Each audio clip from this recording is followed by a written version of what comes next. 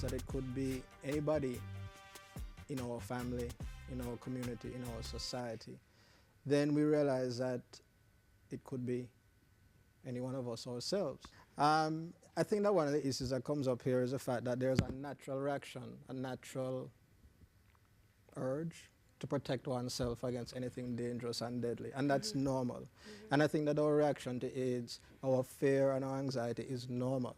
What we do about it thereafter is where our personal control comes in. Yes. And with information and facts, we can move towards having a realistic attitude and way of protecting ourselves. But unfortunately, facts alone, knowledge alone don't change people's behavior. Yes. Not in terms of their risky behavior, not in terms of their response to people with HIV and AIDS.